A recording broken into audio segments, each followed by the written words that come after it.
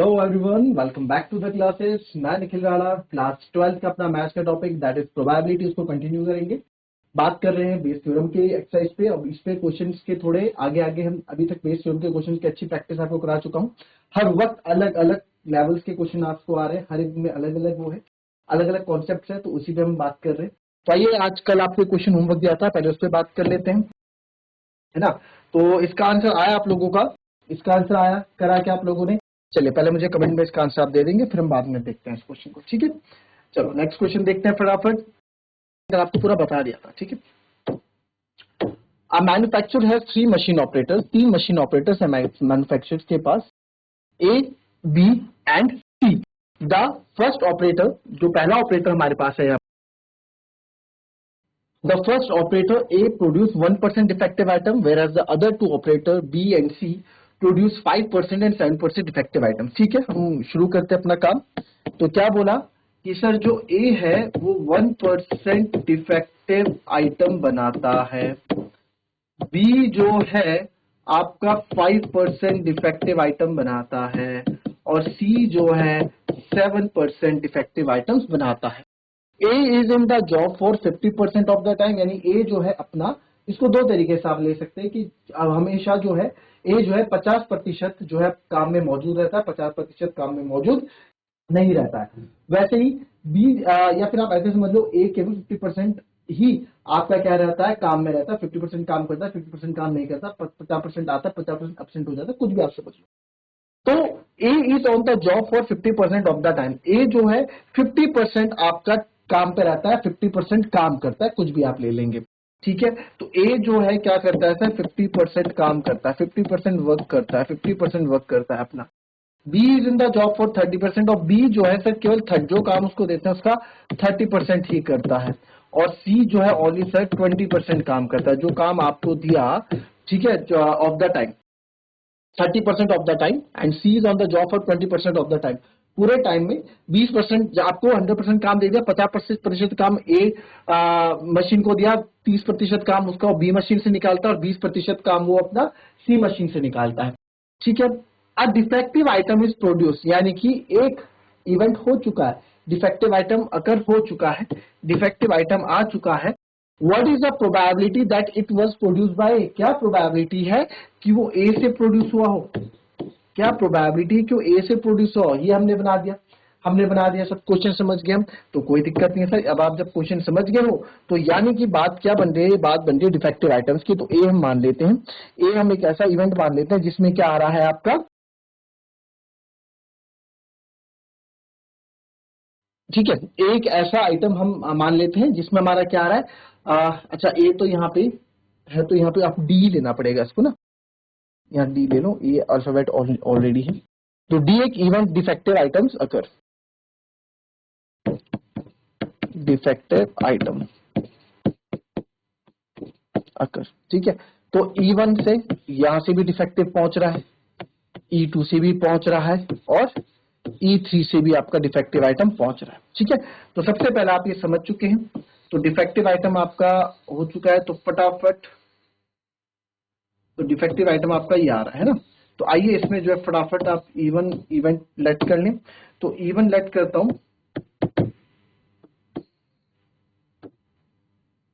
ठीक है। तो इवन क्या लेट करेंगे भाई, आइटम जो प्रोड्यूस कर रहा है, डिफेक्टिव तो ये है ना कि डिफेक्टिव यहां आ रहा है, तो बात की बात है। तो पहले इवन इवेंट करें, event item, items produced by A, machine A है ना, item produced by machine A, ठीक है। तो प्रोबेबिलिटी ऑफ इवन कितना हो जाएगा भाई, क्या प्रोबेबिलिटी है कि मशीन ए का ही हम निकालें, तो भाई कितना है सर, 50% है, तो यानी कि 50/100, दैट इज 1/2 आप इसको बोल सकते हैं, ठीक है।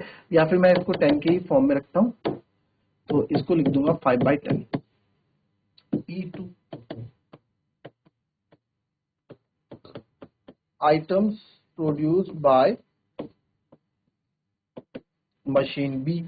तो मशीन बी, तो प्रोबेबिलिटी ऑफ E2 कितना लिखा था हमने देखो, मैंने तो यार रफ में मिटा देता हूँ, आप जब रफ में इसको बनाओगे तो कोने में लिख देना, फटाफट वहां से कॉपी करते रहना, है ना। जो हम यहाँ डिटेल बनाते हैं। तो ये करता है 30%, तो ये कैसे 30/100 यानी 3/10। और E3 हमारा होगा आइटम्स प्रोड्यूस्ड बाय मशीन सी। तो प्रोबेबिलिटी ऑफ E3 क्या हो जाएगा, वो कितना का 20% काम वो करता है, तो 2/10 हो जाएगा।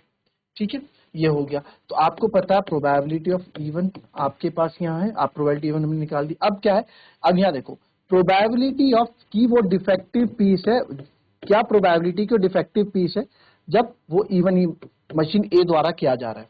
जब वो क्या है, मशीन ए द्वारा किया जा रहा है वो काम, E1 क्या था कि आइटम प्रोड्यूस बाय मशीन ए, क्या प्रोबेबिलिटी है कि वो डिफेक्टिव होगा। तो उसने बोला सर 1% ही है कि वो डिफेक्टिव काम करते हैं, तो 1/100 होगा।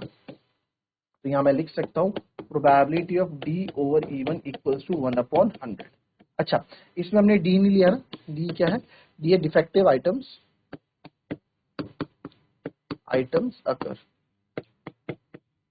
ठीक है, डिफेक्टिव आइटम्स अकर। वैसे आप प्रोबेबिलिटी ऑफ E2 यहां लिख दोगे, और प्रोबेबिलिटी ऑफ डी, क्या प्रोबेबिलिटी कि डिफेक्टिव आइटम होगा जो कि मशीन 2 द्वारा, E2 मतलब मशीन 2 द्वारा जो बनाया गया होगा वो था। उससे बोला कि सर 5% काम ये डिफेक्टिव पीस निकाल के ले आते हैं। तो आप यहाँ लिख दोगे प्रोबेबिलिटी ऑफ D/E2 कितना हो जाएगा सर, 5/100 हो जाएगा। ठीक है, ये आपने लिख दिया। चलो इसको हटाओ यहाँ से, यहाँ लिख लेते हैं। डी हमारा इवेंट क्या है, डिफेक्टिव आइटम सर्कल। ठीक है, वैसे ही आपका क्या प्रोबेबिलिटी है कि आइटम डिफेक्टिव है और वो मशीन सी ने बनाया है, तो सर ये है आपका कितना 7%। वो कितना है 7/100। ठीक है, प्रोबेबिलिटी ऑफ D/E3 ये कितना हो गया 7/100 हो गया। और प्रोबेबिलिटी ऑफ E3 आप लिया। फ्लो चार्ट बनाना तो आप सीख चुके हैं ना। अब क्या बोला इसने, इसने जो हमसे पूछा है, क्या पूछा है, हमसे पूछा है कि what is a defective item is produce. एक डिफेक्टिव आइटम प्रोड्यूस हो गया, यानी कि डिफेक्टिव आइटम प्रोड्यूस हो चुका है। तो व्हाट इज द प्रोबेबिलिटी, क्या प्रोबेबिलिटी है, जिसकी प्रोबेबिलिटी पूछी जाती है उसको हम ऊपर रखते हैं कि that it was produced by A, कि वो ए से प्रोड्यूस हुआ, यानी कि E1/D हमसे पूछा है। क्या प्रोबेबिलिटी जो डिफेक्टिव आइटम आया ये आपका E1 यानी ए से, E1 से यानी कि ए मशीन से आया, तो रिवर्स प्रोबेबिलिटी की बात कर रहा है। रिवर्स प्रोबेबिलिटी की बात आपकी बेस थ्योरम कहती है। तो आइए इस क्वेश्चन को कर देते हैं। तो हमें प्रोबेबिलिटी ऑफ E1/D निकालना है, तो जाएगा probability of E1 multiply by probability of defective item when E1 is ये, फिर upon total number of outcomes plus probability of E2 multiply by probability of D/E2 upon probability of E3 multiply by probability of D/E3, है ना। The number of favourable outcomes upon total number of outcomes. तो probability of E1/D, तो probability of E1 जो है हमारा वो कितना है 5/10 इंटू 1/100। 5/10 तो इसका है और इसका है 1/100। अगेन 500 फिर से लिख देता हूँ, 5/10 इंटू 1/100। फिर उसका कितना था आपका, इसका था सर 3/10 इंटू 5/100। 3/10 इंटू 5/100। फिर इसका कितना था सी का probability of E3 2/10 into 7/100। 2/10 into 7/100। तो आप इसको देखेंगे प्रोबेबिलिटी ऑफ E1/D तो हो जाएगा 5/1000। तो 5/1000 प्लस 15/1000 प्लस 7 2 14/1000। मैं इसलिए यहाँ पे डिनोमिनेटर को, ये नंबर्स को कैंसिल नहीं करता, फिर कौन एलसीएम ले यार, डिनोमिनेटर सेम रखो, एलसीएम लेने की जरूरत नहीं पड़ेगी, आंसर फटाफट आ जाएगा। तो ये हो गया 5/1000, सबका सेम है 15 5 20 और ये हो गया 34/1000। तो आप देख पा रहे हैं यहाँ से 1000 से आपका 1000 कैंसिल हो जाएगा and what will you get, answer is 5/34। 5/34 क्या हो जाएगा, इसकी प्रोबेबिलिटी हो जाएगी कि वो आइटम क्या होगा, डिफेक्टिव होगा और मशीन ए से निकला हुआ। ठीक है, तो ये हमारा आंसर इसका हो जाएगा। क्लियर, कॉपी कर लें। ठीक है, इजी था, कोई टोटली बात नहीं। चलो नेक्स्ट क्वेश्चन में आते हैं। अच्छा क्वेश्चन है, इंपॉर्टेंट क्वेश्चन है, इंपॉर्टेंट स्टार मार्क बना देना। क्या बोल रहा है सर, कोई कार्ड है, एक कार्ड इज इन अच्छा, अ card from a pack of 52 cards is lost. एक कार्ड 52, देखो क्या है, कहानी बता देता हूं आपको। 52 कार्ड, ठीक है, इसमें से एक कार्ड खो गया, एक कार्ड खो गया, तो बचे कितने सर, 51 कार्ड बचे। ठीक है, फ्रॉम द रिमेनिंग कार्ड्स, जब जो कार्ड्स हमारे बच गए, of the pack 2 cards are drawn, 2 cards are drawn. ये वर्ड कुछ सुना सुना लग रहा है, 2 कार्ड्स आर ड्रॉन। देखो, दो इवेंट एक साथ हो रहे हैं वो अलग चीज है, बट 2 कार्ड निकाल रहे हैं, कंडीशन 2 कार्ड निकाल।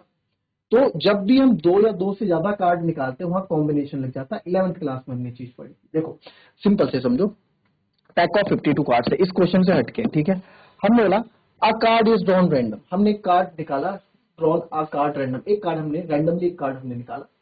तो एक कार्ड जब हमने निकाला तो क्या पॉसिबल है कि वो जैक होगा, कुछ भी होगा। तो आप जैक कितने होते हैं, 4 होते हैं, 4/52 कर दोगे। अच्छा, एक कार्ड निकाला, एक कार्ड आप कुछ भी निकाल सकते हैं, 1 भी हो सकता है, 2 भी हो सकता है, 1 तो होता ही, ए हो सकता है, 2, 5 कुछ भी हो सकता है। आपको पता है टोटल नंबर ऑफ आउटकम्स कितने होंगे, 52 होंगे। भाई एक कार्ड आप निकाल रहे हो, तो मैं एक कार्ड निकाल रहा हूँ, एक कार्ड निकाल रहा हूँ, तो कितने पॉसिबल आउटकम्स बन सकते हैं, 52 ही तो बन सकते हैं, 52 ही तो बन सकते हैं। Total number of outcome, sample space कितने का बनेगा, 52 का। तो आपसे पूछा गया कि क्या पॉसिबिलिटी कि जैक होगा, तो आप बोलोगे sir total number of jack कितने होते हैं, 4 होते हैं, upon total number of outcomes कितने बनेंगे, टोटल नंबर ऑफ आउटकम 52 होंगे सर, क्योंकि 52 ऑप्शन तो 52 है पूरा, सिंपल था। बट अगर यहाँ पे बोल दिया कि 2 cards are drawn, 2 cards are drawn, sir 2 cards are drawn, तो वो 2 और 3 भी हो सकता है, 2 और 5 भी हो सकता है, 2 और 4 भी हो सकता है, 2 और k भी हो सकता है, 2 और j भी हो सकता है, 2 10 भी हो सकता है, 5 10 भी हो सकता है, 7 10 भी हो सकता है, 9 10 भी हो सकता है, 10 10 भी हो सकता है। बहुत नंबर ऑफ आउटकम्स बनेंगे जो आप कैलकुलेट नहीं कर सकते ना, कॉम्बिनेशन, बहुत सारे कॉम्बिनेशन, क्योंकि नंबर ऑफ कॉम्बिनेशन बन रहा है, 2 3 बन रहा है, 2 5 बन रहा है, 2 4 बन रहा है, 2 k बन रहा है, 2 j बन रहा है, 2 10 बन रहा है। तो नंबर ऑफ कॉम्बिनेशन यहाँ पे आपको देखने को आपको मिलने वाले कि बहुत से कॉम्बिनेशन यहाँ पे आपको मिलेंगे। ठीक है, तो जहां पे 2 या 2 से ज्यादा कार्ड्स जब ड्रॉन होते हैं तो वहां पे आपका कॉम्बिनेशन लग जाता है। 11th क्लास में आपने पढ़ा होगा, 11th में हमने सिखा रखा है। तो 2 से cards are drawn are and are found to be both diamonds. चलो इस पे बाद में बात आप करते हैं। ठीक है, find the probability of the, ये मैं आपको सबसे पहले मैंने इस क्वेश्चन में जो मेन चीज है कि कॉम्बिनेशन यूज हो रहा है, क्यों यूज हो रहा है, मैंने आपको यहाँ पे बता दिया। ठीक है, 2 कार्ड्स आर ड्रॉन है तो कॉम्बिनेशन यूज होगा, अभी आगे इस पे और बात करेंगे। ओके सर, तो क्वेश्चन छोटा है, टफ होगा, इवेंट आपको बनाने पड़ेंगे। जितना क्वेश्चन लेंथी होगा उतना इजी होता है, आपने देखा इससे पहले हमारे पास क्वेश्चन लेंथी था। मैंने बोला ना, जितना ज्यादा लेंथी होगा क्वेश्चन उतनी ज्यादा डिटेल्स होगी अपने पास, और जितना छोटा होगा क्वेश्चन उतनी कम डिटेल्स होगी अपने पास। ठीक है, उतनी कम डिटेल्स होगी, अपने को उतने में ही काम करना पड़ेगा। तो आप मान लेते हैं यहाँ क्वेश्चन आपको बोला गया कि सर कि ठीक है, from the remaining cards of pack, जो हमने कार्ड बचा था उसमें से 2 कार्ड्स आर ड्रॉन, जो 51 कार्ड्स हमारे बचे थे ना, जो 51 कार्ड्स हमारे बचे थे, क्योंकि एक तो खो चुका है, 52 में से एक तो खो चुका है, तो are found to be both diamonds. ठीक है, from the remaining cards of the pack 2 cards are drawn, हमने जो 51 कार्ड बचे थे इसमें से हमने 2 कार्ड निकाले, और are drawn and are found to be diamonds, और ये क्या निकले, ये डायमंड्स निकले। ये क्या निकले, दोनों के दोनों डायमंड निकले। आपको पता होगा 13 डायमंड होते हैं, 13 हार्ट होते हैं, 13 स्पेड होते हैं, 13 फ्लैग होते हैं, सबको पता होगा। फाइंड द प्रोबेबिलिटी, अब यहाँ क्वेश्चन है कि आपको प्रोबेबिलिटी बताओ कि lost card being a diamond, कि जो कार्ड खोया है ना, जो कार्ड, एक कार्ड खोया है वो डायमंड का कार्ड रहा होगा, जो एक कार्ड खोया है वो डायमंड का रहा होगा। तो सर इवेंट क्या बना, जो कार्ड खोया या तो डायमंड का होगा या वो कार्ड डायमंड का नहीं होगा, है ना। यही तो बोल रहा है, find the probability of the lost card being a diamond. तो find the probability that the lost card being a diamond, card lost हो रहा है, ठीक है, कार्ड यहाँ पे खो रहा है तो प्रोबेबिलिटी बताओ जो आपका कार्ड खोया, lost card being a diamond, जो लॉस्ट कार्ड आपका हुआ वो क्या हुआ, आपका डायमंड है। ये पूछा है यहाँ पे, सिंपल। ठीक है, तो ये अच्छा है क्वेश्चन, इसको आज एक तरीके से करो, कल हो सके अगर आपको समझ में नहीं आता ये वाला तरीका तो कल मैं आपको दूसरे तरीके से बता दूंगा। आज ही दोनों तरीके से बता दूंगा तो आप कंफ्यूज हो जाओगे। पहले एक पढ़ो, उसको समझो, नहीं आता है कमेंट करो, फिर दूसरे तरीके से पढ़ देंगे। और अगर आपको इसी तरीके से समझ में आ गया, इसी मेथड से समझ में आ गया तो बस बल्ले बल्ले, फिर दिक्कत चीज की। तो आइए शुरू करते हैं क्वेश्चन। तो इवेंट ले लेते हैं कि लॉस्ट कार्ड इज डायमंड, कि सर जो लॉस्ट कार्ड है वो मेरा डायमंड है। तो probability of even, diamond card खोने की प्रोबेबिलिटी क्या है, कितने होते हैं डायमंड, 13 होते हैं सर, 13 होते हैं, 13 अपॉन कितना होगा केवल लॉस्ट कार्ड जो डायमंड है उसकी प्रोबेबिलिटी कितनी होगी। तो सर लॉस्ट कार्ड की प्रोबेबिलिटी होगी 13/52, 13/52 कि हमारा जो कार्ड खोया वो डायमंड का होगा, तो 13/52 यानी कि 1/4 होगा। E2 हो गया आपका, lost card is not a diamond, वो हमारा क्या है, डायमंड नहीं है। ठीक है, lost card is not a diamond, तो क्या होगा बच्चों, कोई बताएगा मेरे को, कोई बताएगा मेरे को। लॉस्ट कार्ड डायमंड नहीं है तो यानी कि सर वो स्पेड हो सकता है, स्पेड होते हैं 13, सर वो स्पेड हो सकता है, वो क्लब हो सकता है, वो हार्ट हो सकता है। 13 ही हो गया, 13 हो गया, 13 हो गया, तो टोटल कितने पॉसिबिलिटीज बनी, number of favourable outcomes 39 upon total number of outcomes यानी कि 52। केवल अभी वन कार्ड लॉस्ट की हम प्रोबेबिलिटी निकाल रहे हैं। ठीक है, तो हो जाएगा 13 3 39 और 13 4 52, 3/4 ये आपका बन गया। इतनी कहानी समझ में आई, पहले इतनी कहानी सबको समझ में आई। एक बार मैं चाहता हूँ क्वेश्चन आप एक बार फिर से ध्यान से पढ़ लो, एक बार खुद को भी क्वेश्चन, क्योंकि ना जब तक आप क्वेश्चन खुद से नहीं पढ़ोगे, दिमाग में चीजें नहीं बिठाओगे, समझ में नहीं आएगा। मैं थोड़ी देर चुप हो जाता हूँ, 30 सेकंड चुप हो जाता हूँ, आप इसको देखो एक बार।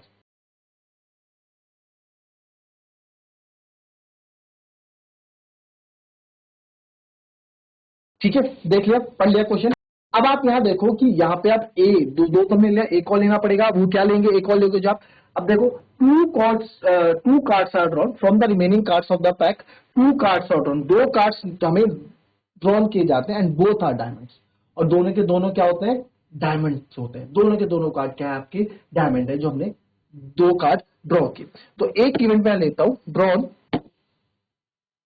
ये इवेंट है drawn two cards are diamond. Sir जो दोनों कार्ड्स हमने ड्रॉन किए वो दोनों की दोनों डायमंड, तो हमने ले लिया एक ए इवेंट। ठीक है, ठीक है, तो अब आ जाते हैं इसमें। सर प्रोबेबिलिटी ऑफ जो ए, दो के दो कार्ड्स आपके डायमंड अगर हमारे निकलेंगे, क्या प्रोबेबिलिटी है कि जो दोनों कार्ड्स जो हैं वो डायमंड निकलेंगे, व्हेन व्हेन हमें पता है कि लॉस्ट कार्ड इज डायमंड, यानी कि इवन इवेंट हो गया, लॉस्ट कार्ड इज डायमंड हो गया है। ठीक है, लॉस्ट कार्ड तो डायमंड है, हमें पता है कि लॉस्ट कार्ड तो क्या है, डायमंड है। लॉस्ट कार्ड क्या है, डायमंड। कितने कार्ड लॉस्ट हुए, एक कार्ड लॉस्ट हुआ है, तो 13 होते हैं डायमंड, 13 में से कितने बचे होंगे, 12 बचे होंगे। ठीक है, तो 12 बचे होंगे, तो सर मुझे पता है कि लॉस्ट कार्ड क्या है, मेरा एक डायमंड है। चलो इसको फिर से पढ़ते हैं, फिर से पढ़ते हैं प्रोबेबिलिटी, इसको फिर से पढ़ते हैं। आओ, अब जो दो कार्ड्स निकले हैं, अब जो दो कार्ड्स निकले हैं वो डायमंड आ गए, वो डायमंड आ गए। ठीक है, उसकी क्या प्रोबेबिलिटी है, उसकी क्या प्रोबेबिलिटी, ये हो ना एक मतलब, देखो drawn two cards are diamond. ठीक है, तो क्या प्रोबेबिलिटी है जो दो कार्ड्स आपने निकाले, क्या प्रोबेबिलिटी है जो दो कार्ड्स आप निकाले वो डायमंड्स के होंगे, when when when one diamond is already lost, हम एक डायमंड ऑलरेडी लॉस्ट कर चुके हैं। तो that means number of favourable outcomes upon total number of outcomes. तो हमारे पास टोटल कितने कार्ड्स बचे सर, 51 कार्ड्स बचे, और कितने ड्रॉन करने हैं, दो को ड्रॉन करते हैं, 51C2। अभी कहानी बताइए आपको, जब दो कार्ड ड्रॉन कर रहे हो तो कॉम्बिनेशन, तो इतने कॉम्बिनेशन बनेंगे हमारे। अच्छा, जो हमारे खोया, लॉस्ट क्या खोया, हमारा लॉस्ट हो गया सर, डायमंड लॉस्ट हो गया है ना, ड्रॉन टू कार्ड सर। आप बोल रहे हो कि क्या प्रोबेबिलिटी है कि drawn two cards are diamond, अब जो दो कार्ड्स निकले हैं वो डायमंड आ जाए, उसकी क्या प्रोबेबिलिटी है। अब जो दो कार्ड्स अब जो दो कार्ड्स हम निकल रहे हैं, क्या प्रोबेबिलिटी है कि वो डायमंड आ जाए जब हमारा एक ऑलरेडी डायमंड हो चुका है। एक one lost card is diamond है ना, लॉस्ट कार्ड इज डायमंड, ठीक है। तो ये number of fair outcomes upon total number of outcome होता है, ठीक है। तो अब सर इसकी क्या क्या प्रोबेबिलिटी है, ठीक है। तो हमारे कितने बचे सर, 12 बचे। 13 होते हैं ना, तो 13 में से एक तो हमारा खो गया है, तो 12C2, 12C2 ऐसी पढ़ेंगे ना इसको, ऐसी तो पढ़ोगे इसको, और कुछ पढ़ोगे। 12C2 अपॉन 51C2, इसको ऐसे ही पढ़ोगे इस पूरे प्रोबेबिलिटी को। फिर से पढ़ लेते हैं, क्या प्रोबेबिलिटी है कि सर जो दोनों कार्ड्स हमने निकाले वो डायमंड है। क्या प्रोबेबिलिटी है दोनों कार्ड डायमंड, दोनों कार्ड्स डायमंड आने की क्या प्रोबेबिलिटी है, व्हेन क्या है, जब उसमें से एक कार्ड हमें पता है कि उसमें से एक डायमंड गायब है। मेरे पास 13 पत्ते थे ना, मेरे पास 13 पत्ते थे, 13 में से 12 डायमंड बचे। अब क्या प्रोबेबिलिटी है कि इसमें से जो मैं दो पत्ते निकालूंगा, दोनों के दोनों क्या होंगे, डायमंड के होंगे, नॉट 12, मतलब टोटल। अब हमारे पास पहले देखो क्या बोल रहे हैं, पहले 13 थे, पहले 13 थे। इवन इवेंट बोलता है कि सर एक खो गया, ठीक है। और वैसे तो पूरे 52 थे पहले, एक खो गया तो 51 हो गए। तो अब इन 51 पत्तों में क्या प्रोबेबिलिटी है, इन 51 पत्तों में क्या जो मैंने दो कार्ड्स जो ड्रॉन करूं वो क्या है, डायमंड। वो डायमंड कहां से आएंगे, इनमें से आएंगे, है ना। तो वो डायमंड कहां से आएंगे, इनमें से आएंगे। तो ये कॉम्बिनेशन का यहाँ पे फैक्ट इसलिए लगा। तो ये आपका आ गया इसका, ठीक है। नहीं समझ में आएगा कोई दिक्कत नहीं है, कोई दिक्कत नहीं है। थोड़ा आप पहली बार इस तरह के क्वेश्चन कर रहे हो, कॉम्बिनेशन वाला इसमें आ गया, एंट्री मार दी कॉम्बिनेशन में, तो थोड़ा आपको घबराहट होगी, समझ में नहीं आ रहा होगा। अगर समझ में आ रहा है, आ भी रहा है तो बहुत अच्छी बात है, कि नहीं भी आ रहा होगा तो कोई बात नहीं, दूसरे मेथड से देख लेंगे, पर क्वेश्चन को समझना, ठीक है। कॉम्बिनेशन का फैक्ट, जिसको कॉम्बिनेशन के बारे में नहीं पता, कॉम्बिनेशन पढ़ के आना 11th का, परम्यूटेशन कॉम्बिनेशन भी पढ़ लेना, प्रोबेबिलिटी कॉम्बिनेशन 11th क्लास की प्रोबेबिलिटी, वहां कॉम्बिनेशन भी देख लेना। क्यों, टू कार्ड्स आर ड्रॉन, जब भी दो या दो से ज्यादा कार्ड्स निकाले जाते हैं वहां कॉम्बिनेशन लगता है। उसके पीछे का रीजन भी मैंने आपको इससे पहले भी बता दिया, ठीक है। चलिए अब इस पे आते हैं, lost card is not a diamond. क्या प्रोबेबिलिटी है कि जो दो कार्ड हमने निकाले वो डायमंड के होंगे, वो डायमंड के होंगे, जब हमें पता है कि लॉस्ट कार्ड डायमंड नहीं है। यानी E2 इवेंट हुआ है कि E2 इवेंट क्या बोल रहा है कि जो कार्ड हुआ है वो डायमंड है ही नहीं, जो कार्ड खोया वो डायमंड है नहीं। यानी डायमंड की आने की प्रोबेबिलिटी क्या है, पूरे 13 पत्तों में से है सर, पूरे 13 पत्तों में से है, पूरे 13 पत्तों में से, यानी कि पूरे 13 के 13 पत्तों में से पॉसिबली है कि दो के दो क्या आ जाए, मेरे डायमंड आ जाए। और यहाँ 12 थे, क्यों, क्योंकि एक कार्ड वो था। और अपॉन 51C2, सर 51C2 क्यों, आपने तो लिखा lost card is not a diamond. अरे डायमंड नहीं खोया, क्या पता हार्ट खो गया, क्या पता क्लब खो गया, क्या पता स्पेड खो गया, खोया तो है ना कार्ड, बस वो डायमंड नहीं है। पत्ते तो 51 ही है, तो ये हो जाएगा 51C2, ये हो जाएगा 51C2, मानते हैं उस बात को, ठीक है। अब मेरे को जो जो चीज चाहिए वो यहाँ पे सारी मौजूद है, ठीक है। चलिए अब देखते हैं हमें निकालना क्या है, अब देखते हैं हमें निकालना क्या है। यहाँ देखिए, find the probability, find the probability of the lost card being a diamond. अब प्रोबेबिलिटी बताओ कि lost card being a diamond, यानी कि कार्ड लॉस्ट हो चुका है, कार्ड लॉस्ट हो चुका है, ठीक है। बट क्या जो लॉस्ट कार्ड जो है वो हमारा क्या है, डायमंड है। Lost card is diamond, lost card is diamond. तो फाइंड द प्रोबेबिलिटी कब, when two cards are drawn, दो कार्ड्स हमने ड्रॉन करे, ठीक है, यानी कि दो कार्ड्स ड्रॉन हो चुके हैं, टू कार्ड्स आर ड्रॉन। देखिए जब डिटेलिंग कम रहती है तो इसी तरह से बनाना पड़ता है, क्वेश्चन जितना लेंथ होगा उतना इजी होगा, पहले बोल चुका हूं बार बार। From the remaining cards of the pack, two cards are drawn, sir two cards हमने निकाल दिए, and found both are diamonds, दोनों ही डायमंड्स हैं। Find the probability of the lost card being a diamond. Probability बताओ कि क्या probability है कि वो आपका lost card being a diamond से आया हो, यानी कि प्रोबेबिलिटी E1 बाय ए आपसे पूछिए, प्रोबेबिलिटी ऑफ E1 बाय ए आपसे पूछिए, तो कोई दिक्कत नहीं है, बहुत इजीली आप कर लोगे इसको। Probability of E1 bye A पूछिए तो probability of E1 into probability of A by E1, number of favourite outcomes A by E1 upper plus total number of outcomes. कोई दिक्कत किसी को, कोई दिक्कत, ठीक है आओ। तो अब यहां देखो, प्रोबेबिलिटी ऑफ E1 कितना है सर, 1/4,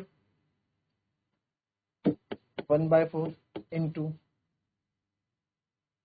12C2, ये तो बहुत ही 12C2 अपॉन 51C2, ठीक है, ये है। तो इसको मैं आपको एक चीज बताता हूँ, 12 से कितने पीछे जा रहे हैं, 2 बार पीछे जा रहे हैं, तो उसको लिखूंगा 12 इंटू 11 अपॉन 51 से कितना पीछे जा रहे हैं, 2 पीछे जा रहे हैं, 51 इंटू 50। सिंपल, आप ऐसे भी इसको लिख सकते हैं, ठीक है। क्या होता है फॉर्मूला, क्या होता है, एनसीआर का फॉर्मूला क्या होता है, एनसीआर का फॉर्मूला क्या होता है, जरा आओ पहले इसको इसमें भी चेक करके देख लेते हैं। एनसीआर का फॉर्मूला क्या होता है, N factorial upon R factorial upon N minus R factorial, यही होता है। इसमें लगा के देखें 12C2 में, तो 12C2 में रहेगा सर 12 फैक्टोरियल अपॉन आर हो गया आपका 2 फैक्टोरियल, ये हो गया 10 फैक्टोरियल अपॉन 51C2 में देखो 51 फैक्टोरियल अपॉन 51 में से ये आ गया 2 फैक्टोरियल, और 51 में से आपका 2 गया, और 51 में से 2 गया आपका 49 फैक्टोरियल, 49 फैक्टोरियल आ गया है ना, 51 माइनस 2 49 फैक्टोरियल।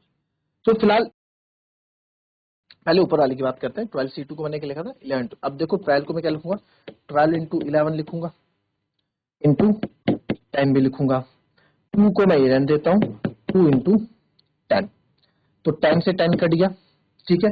तो 12 अपॉन 11 टू 10 आया, और 51C2 को मैंने क्या लिखा हुआ, 51C2 को मैं लिखूंगा 51 इंटू 50 2 बार अपॉन C2 है तो 2 से 2 बार नीचे 2 है तो 2 इंटू 1, तो देखो यही आएगा। अभी आप देखोगे तो अभी आप देखो ये आएगा 50, इसको जब मैं सॉल्व करूंगा तो कैसे सॉल्व करूंगा, तो इसको सॉल्व करूंगा 51 इंटू 50 इंटू 49 फैक्टोरियल तक अपॉन 2 इंटू 1 इंटू 49 फैक्टोरियल, 49 से 49 कैंसिल, तो 51 इंटू 50 अपॉन 2, 51 इंटू 50 अपॉन 2 वही आ रहा है, ठीक है।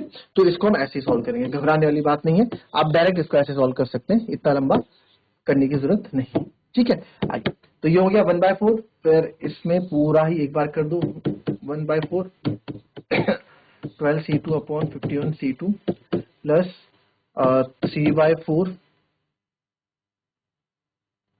13C2 upon 51C2, 13C2 upon 51C2 इन 13C2 अपॉन 51C2, ठीक है। तो आइए इसको सॉल्व करते हैं, मैं यही सॉल्व कर देता हूँ ना, यही कोशिश कर रहे हैं। 1/4 और 12C2 को लिखूंगा 12 से 2 कम जाओ, 12 इंटू 11 और 2 इंटू 1, ठीक है, और अपॉन 51 से 2 कम जाओ 51 इंटू 50 अपॉन 2 इंटू 1, ये हो गया अपॉन, ये आपका मेन रीजन अब आया, तो ये पूरा। अच्छा, इसको अगर मैं यही कैंसिल कर दूं, 2 इंटू 1 से 2 इंटू 1 कैंसिल हो जाएगा आपका, तो और सर इसको मैं लिख देता हूँ अभी फिलहाल यहीं पे 1/4, इधर आएगा 12 into 11 upon 51 into 50 plus 3/4 into 13C2, तो 13 से 2 कम जाओगे 13 इंटू 12 अपॉन 2 इंटू 1 वो कैंसिल हो जाएगा आपको पता है, और 51C2 51 2 बार जाएगा 51 इंटू 50, ठीक है। तो ये हमारा यहाँ पे आ गया, इसको सॉल्व करते हैं, सॉल्व करने की पूरी कोशिश करेंगे इसको। 4 3 12, जो कैंसिल हो रहा है उसको आप कैंसिल कर दो, बट यहाँ से हाँ कैंसिल हो रहा है, जो कैंसिल हो रहा है पहले कैंसिल कर दो। 4 3 12 हो रहा है सर कैंसिल, ठीक है। यहाँ से 4 3 12, यहाँ से भी कैंसिल हो रहा है सर, और वैसे 3 से 17 टाइम्स कैंसिल हो रहा है, और इधर भी कैंसिल हो रहा है, तो मैं कैंसिल कर सकता हूँ क्योंकि 17 टाइम्स आ जाएगा, बट इधर देखें 4 3 12 इधर भी कैंसिल हो रहा है, और 3 से 17 टाइम ये भी कैंसिल हो जाएगा, और तो मैं ऐसे करता हूँ 3 से 17 टाइम इसको भी कैंसिल कर देता हूँ, और 3 से 17 टाइम इसको भी कैंसिल कर देता हूँ, ठीक है। तो अब जो मेरे पास बचेगा मैं ऊपर यहाँ पे लिख रहा हूँ, तो यहाँ सब कुछ कैंसिल हो गया, ऊपर बचा सर 11 अपॉन यहाँ बचा 17 इंटू 17 50 यानी 850, 17 5 850 मेन डिवीजन, ठीक है। इधर आते हैं, इधर बचेगा 11 अपॉन 850, सेम यही बचेगा, प्लस 13 3 39 अपॉन 850, ठीक है। थोड़ा और सॉल्व करोगे 11 अपॉन 850, बस आंसर इस स्टेप में ये हो जाएगा 50, है ना, 40 अपॉन 850। तो यहाँ पे आप देख सकते हैं 850 से 850 आपका कैंसिल हो गया, बचा क्या है 50 ऊपर चले जाएगा, सॉरी 50 ऊपर नहीं जाएगा, ये आ जाएगा हाँ 11/50। तो आंसर इसकी प्रोबेबिलिटी क्या आ गई 11/50। ठीक है, कैलकुलेशन पे भी आपको ध्यान देना है, इस कैलकुलेशन को एक बार घर में फिर से दोबारा भी आप कर, ठीक है। आंसर आप चेक कर लेंगे, यही होगा, नहीं होगा तो कमेंट में लिख देना, आंसर होगा तो थोड़ी बहुत कैलकुलेशन मिस्टेक होगी, अदरवाइज मेरे ख्याल से नहीं होगी, आंसर आपको यही मिलने वाला है। तो मिलेंगे आपसे कल की नेक्स्ट क्लास में। कुछ भी डाउट्स आपके अगर और रहते हैं तो प्लीज आप कमेंट में क्वेश्चन मेरे को पिन करें या कमेंट में क्वेश्चन करें, उस क्वेश्चन को हम जरूर यहाँ पे सॉल्व करेंगे। और अगर ये क्वेश्चन आपको समझ में नहीं आया इस तरीके से तो कोशिश करूंगा मैं इसको दूसरे तरीके से समझाने, राइट है। तो चलिए मिलते हैं आपसे अपनी नेक्स्ट वीडियो में, फिलहाल आप कॉपी कर लेंगे, तब तक देखें एक बार।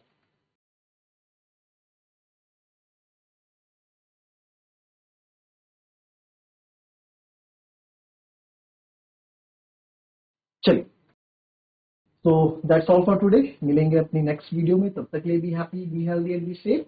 Thank you and have a nice day.